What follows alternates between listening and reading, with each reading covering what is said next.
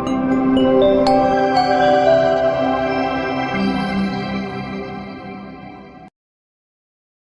Students, a very warm welcome on the YouTube channel of analyst IAS. तो जैसे ही UPSC होता है, prelims होता है, सबसे पहली होड़ होती है आंसर की लाने की। दूसरी जो होड़ होती है वो होती है कंट्रोवर्शियल क्वेश्चंस की। अब आप यूट्यूब पे जाएंगे तो यू विल डेफिनेटली सी कि आपको वीडियोस देखने को मिलेंगे, लगभग आधे घंटे के वीडियोस, 1 घंटे के वीडियोस, 2-2 घंटे के वीडियोस, उन्हीं क्वेश्चंस को डिस्कस किया जा रहा है, एक क्वेश्चन को 10 बार पढ़ा जा रहा है। उसकी जरूरत नहीं है। जरूरत है केवल उन क्वेश्चंस को जान लेने की। अगर आपने उन क्वेश्चंस को अटेम्प्ट किया है तो वेट करना यूपीएससी के ऑफिशियल आंसर की के लिए, ताकि आप एक असमंजस में ना रहें। So let's start, because UPSC के आंसर की ही ऑथेंटिक है, and let's wait for the result. कौन से 4 क्वेश्चंस हैं? So let's see them without wasting your time.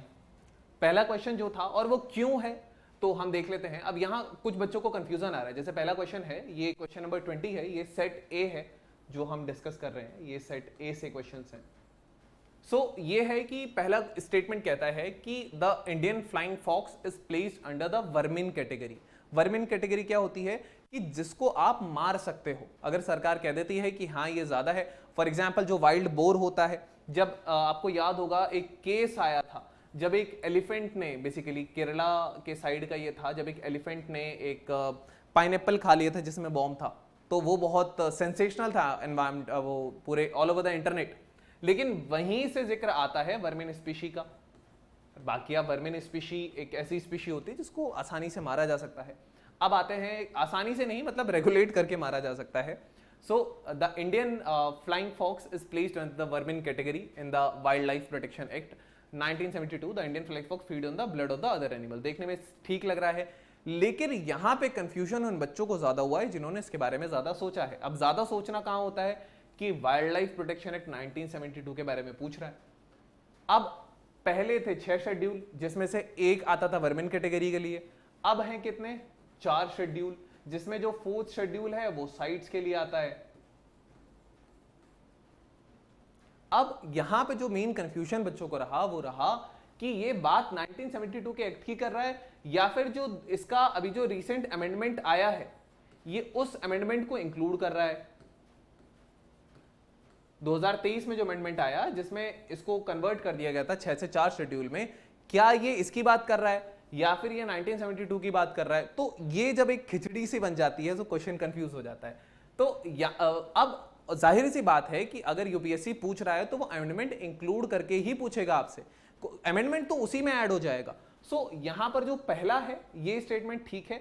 दूसरा ये है कि ये जो कैटेगरी है इंडियन फ्लाइंग फॉक्स की, ये एक ऐसी कैटेगरी है जो फ्रूट्स खाती है। ये फ्रूगीवोरस इनको कहा जाता है। These are known as frugivorous, fruits खाने वाली। अब फ्रूट्स खाने वाली है तो ये ऑब्वियसली ब्लड तो नहीं सक करेंगी। तो सेकंड स्टेटमेंट जो है वो यहां इनकरेक्ट हो जाता है और पहला स्टेटमेंट यहां करेक्ट हो जाता है। सो ये एक क्वेश्चन है जो कंट्रोवर्शियल है। क्यों कंट्रोवर्शियल है ये भी हमने डिस्कस किया। नेक्स्ट ये क्वेश्चन है, ये जो क्वेश्चन है ये आपका हिंदी और इंग्लिश भाषा के जो अलग अलग छात्रों ने यहां दिया है उनके लिए बहुत डिफरेंस है। For example let's go with the English one, that the north eastern council was established by the North Eastern Council Act of 1971 subsequent to the amendment of NEC Act in 2002. The council comprises which of the following members? Comprises which of the following members? Governor, chief ministers, 3 members to be nominated by the President of India, the Home Minister of India. Okay, select the correct answer, use the code given below. Which of the following is are correct?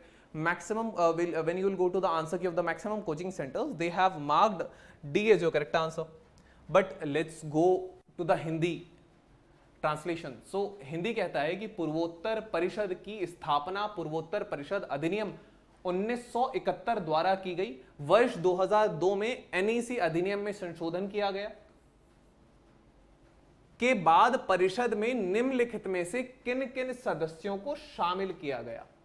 Hindi में कह रहा है कि शामिल 2002 के संशोधन के बाद किसे कहा गया, और यहां कह रहा है कि 2002 के अमेंडमेंट के बाद अब कौन कौन कंप्राइज होता है। तो जो हिंदी में दे रहा है वो थोड़ा कंफ्यूज हो सकता है। यहां पर 2002 में जब इसको संशोधन किया गया था या जब अमेंडमेंट किया गया था तो ये जो थर्ड वाला है कि 3 सदस्य जो भारत के राष्ट्रपति जो हैं वो ये करते हैं, नाम निर्दिष्ट करते हैं या नॉमिनेट करते हैं, इनको किया गया था। अब यहां पे 3 ओनली तो ऑप्शन में है नहीं, बाकी सब कंप्राइज होता है, तो यहां पे इसको दिया जा सकता था। यहां थोड़ा सा लैंग्वेज का जो है वो प्रॉब्लम आ रहा है, इसमें देख रहा है कि कौन कौन से कंप्राइज करते हैं, ये कह रहा है कि किसको शामिल किया गया है, तो ये एक डिफरेंस है यहां पर। बट आंसर इसका डी, मैक्सिमम जो कोचिंग सेंटर्स ने दिया है वो डी दिया है। अब let's see what UPSC basically says. Consider the following statements. Statement 1, syndicated lending spreads the, ये भी क्वेश्चन, ये मैं बस बता दे रहा हूं, इससे इसकी भाषा से बेसिकली इसके आंसर पर फर्क नहीं पड़ रहा है, बट कोचिंग इंस्टीट्यूट्स ने इसको कवर किया है कि ये कंट्रोवर्शियल है, so I am just discussing it. Syndicated lending spreads the risk of the borrower default across multiple lenders. The syndicated loan can be fixed amount, lump sum of funds, but cannot be a credit line. Which of the following statements is correct in respect to the above statements? तो ये एक है। Next इसको हिंदी में ही कह रहा है कि सामूहिक उधार बहु उधारकों के मध्य उधारकर्ता के चूक का जोखिम बढ़ाता है, इंक्रीज कर रहा है। और यहां पे जो इंग्लिश में कह रहा है वो कह रहा है कि स्प्रेड कर रहा है। अगर यहां increases the risk of borrower default across multiple lenders होता तो ये दोनों मैच करते।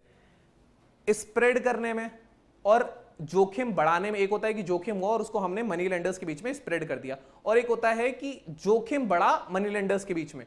ये एक थोड़ा सा डिफरेंस है। तो यही एक हिंदी इंग्लिश भाषा का आता है, पर अगर आपने क्वेश्चन सॉल्व किया होगा तो इसका इसके उत्तर पर, इसके आंसर पर ज्यादा फर्क नहीं पड़ेगा। नेक्स्ट ये जो क्वेश्चन है ये भी कंट्रोवर्शियल है। अब ये क्यों कंट्रोवर्शियल है? मैक्सिमम कोचिंग सेंटर्स का अगर आप आंसर देखोगे तो उन्होंने यहां पर जो स्टेटमेंट्स है रेड सी के बारे में, रेड सी को हमने भी कई बार कवर किया है, लाइव सेशंस में भी हमने रेड सी कवर किया था। स्पेसिफिकली यहां रेड सी के प्रेसिपिटेशन या रिवर्स वगैरह की बात नहीं हुई थी, बट यहां बात हुई थी उसकी जुड़ी हुई कंट्रीज के। क्यों न्यूज में था? टेररिस्ट अटैक हो रहे थे, इजराइल और पैलेस्टीन का जो मामला है, हूती रेबल्स है, ये सारी चीजें जरूरी थी। Next, Red Sea receives very little precipitation in any form or no water enters the Red Sea from the rivers. अब which of the following given statements are correct? तो यहां पर maximum coaching center, okay, they have not done one only. Let me do. यहां very little precipitation होता है obviously। इसके आसपास के आप इलाके देखिए ना, इजिप्ट है, सूडान है, सऊदी अरेबिया है, क्या है इन सब में? इन सब में बहुत कम पानी है, मैक्सिमम तो रेगिस्तान है, तो ये तो डेफिनेटली कि प्रेसिपिटेशन बहुत कम होगा। कोई यहाँ विंड्स नहीं आती, आसपास कोई ऐसी बॉडी नहीं है जहां से जो सूखी हवाएं हैं वो यहां से विंड लेकर के जाएं और वहां पर बारिश कराई जाए। अब no water enters the Red Sea from the rivers. Maximum coaching centres का आंसर आपको मिलेगा बोथ 1 and 2, क्योंकि कोई मेजर रिवर नहीं जाती है यहां से। There is no major river, no major river, you can not see, no, कोई भी आप मेजर रिवर नहीं देख सकते हो। अगर आप यहाँ पर रेड सी को देखेंगे भी, for example this is your Sinai peninsula and यहाँ से हम बनाते हैं, ये मान लीजिए आपका रेड सी है, ये बाब एल मंदेब स्ट्रेट है, ये गल्फ ऑफ एडन में आप आ जाएंगे। यहां से एक नदी जाती है जो है नील नदी, लेकिन ये पास से जाती है, ये उसके अंदर नहीं जाती। तो ये तो तय है कि कोई मेजर रिवर नहीं है। अब ये कह रहा है कि नो वाटर एंटर्स, कि पानी ही एंटर नहीं करता है। ब्रिटानिका पर जाएंगे, if you will go to Britannica it will show कि हाँ नो मेजर वाटर यहां नहीं है, and this option is also correct, you have both A and B. But when you will go to Wikipedia, when you will go to other sources, you will see कि यहां पर जो option A है वो भी correct हो सकता है। अब क्यों करेक्ट हो सकता है? तो लेट मी शो यू कि यहां पर कोई मेजर रिवर नहीं, but Red Sea, the Red Sea is a sea water bay of Indian Ocean. The area of the Red Sea lies between the Africa and the Asia. The primary inflows of the Red Sea are Barka River, Hadas River, Anseba River और वादी गासुस। इनका major effect नहीं आता है वहां के precipitation पे, लेकिन ये लोकल हाइड्रोलॉजी के लिए बहुत जरूरी है। तो रिवर्स तो हैं, माइनर हैं। अब कोचिंग सेंटर्स के बीच में आपस में लड़ाइयां हो रही हैं, so this is why this is controversial. अब यहां पे स्टूडेंट को क्या करना चाहिए? तो स्टूडेंट यहां एक ही चीज कर सकता है जो है wait, be patient about the result, be patient about the answer key, final answer key जो यूपीएससी रिलीज करेगा, you will get to know. So these were the controversial questions for you. So thank you, have a nice day and stay tuned with List IAS for better preparation.